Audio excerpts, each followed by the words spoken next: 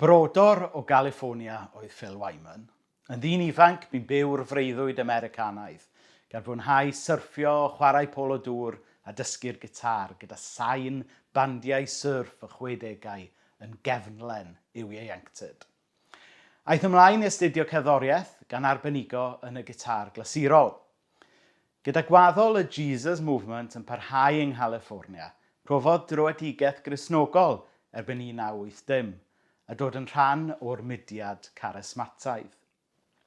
Ymhen amser, ymdeimlodd alwad i'r weinidogaeth gan wasanaethu o fewn yr enwad Pentecostalaidd Foursquare.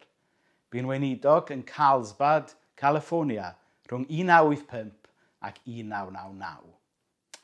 Yn gymeriad oedd yn cael ei ddenu gan yr amgen a'r annisgwyl, gydawodd California a derbyn galwad i blannu eglwys newydd genhadol yn Salem, Massachusetts, Witch City.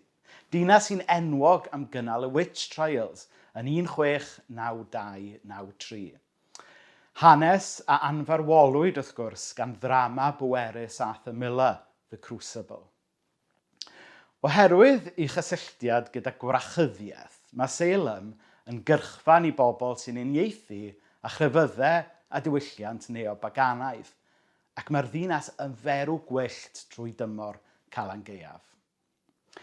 Ar y cyfan, mi oedd y gymuned Gristnogol yn eliniaethus tuag at y gymuned neobaganaidd yma, a pan gyrhaeddodd Phil Salem, roedd y rhan fwyaf o genadaethau Cristnogol yn ymwneud â siarad neu weiddi yn hytrach at y neobaganiaid. Ond meiddiodd Phil siarad gyda nhw a gwneud ffrindiau yn eu plith. Yn ystod gwyl Calan Gaeaf, sydd gyda llaw yn para mis cyfan yn Salem, nid pregethu tân a brwmstan a wnaeth Phil, ond agor pabell psalm readings, ochr yn ochr ar stondinau palm readings. A mentrodd gynnig dehongli breuddwydion pobl gan droi at wyrebau o lyfr y diarhebion neu rai o eiriau'r Iesu. Gwahoddodd e bobl i mewn i gyffesgell, nid i ddatgan i pechodau, ond yn hytrach i wrando'r Gristnogion yn cyffesu pechodau'r eglwys.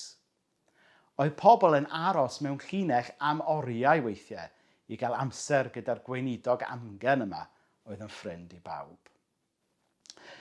Pan ddewisodd Iesu eistedd gyda'r pechaduriaid, derbyniodd sen y Phariseaid, a dyna hefyd oedd hanes Phil. Ystyriwyd i fodel o weinidogaethu yn Salem fel heresy gan rai. Fe cyhuddwyd o apostasy gan eraill, a droddwyd am yr helynt yma yn y New York Times ar y pryd. Canlyniad y cyfan oedd iddo gael ei daflu allan o'i enwad a'i adael i dorri cwys ei hun, gyda dim ond y meddyg da fel ffrind.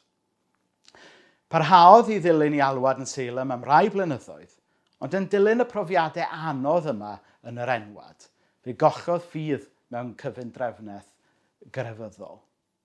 Tua'r un cyfnod, dechreuodd ymweld yn gyson â Chymru, ac ystyriai ei ymweliadau fel bal Mirenaid, a syrthiodd mewn cariad â phobl Cymru a'i diwylliant. Ei alwad a'i angerdd mwyaf oedd dod â phresenoldeb a chariad Iesu i mewn i wyliau, i'r festival scene. Boed hynny yng ngwyl geffylau'r teithwyr yn Appleby, gyda chymuned Iona yn Glastonbury, neu gyda'r gorlan goffi neu gigs Gymdeithas yr Iaith yn yr Eisteddfod Genedlaethol. A dyna lle ges i'r fraint o'i gyfarfod am y tro cyntaf. A hynny dros 15 mlynedd yn ôl pan oedd yr Eisteddfod Genedlaethol ar stad y Feinol yn 2005. Ac i ni wedi cadw'n ffrindiau a gweithio ar amrywiol brosiectau gyda'n gilydd bob haf ers hynny. Eto, fel yn Salem, nid dod yma i Gymru i bregethu y wnaethau, ond dod yma i wasanaethu a charu pobl yn enw i arglwydd. Teitl i lyfr diweddara oedd Love Big or Go Home, lle mae'n amlynellu i weledigaeth Gristnogol a'i athroniaeth bywyd. Os gewch chi afel ar y llyfr yma, da chi darllenwch e. Mae'n lyfr arbennig. Symudodd yma yn barhaol i Gymru yn Wanwyn 2022. Sicrhaodd Cersalem ac undeb y bydyddwyr visa iddo gael dod yma fel gweinidog.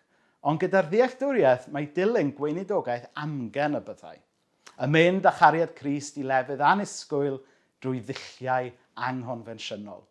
A ffontio'r sgwrs rhwng ffydd, diwylliant, cerddoriaeth ac athroniaeth.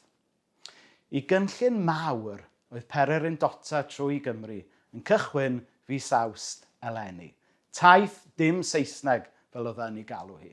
Yn siarad dim byd o'n Cymraeg a gweld sut y byddai'r antur yma yn dechrau sgyrsiau, perfformio caneuon gwreiddiol ar thema'r gwynfydau oedd e wedi sgwennu a'i recordio, a chyd gerdded a chyfeillion newydd. Roedd ei alwad yn anghonfensiynol. Roedd e'n anghyfforddus mewn capel, ond eto roedd hi'n amlwg i bawb, oedd yn ei adnabod e. Mae'r grym oedd yn ei yrru, oedd yr un grym nefol a brofodd yn gyntaf ar draethau California 20 mlynedd yn ôl.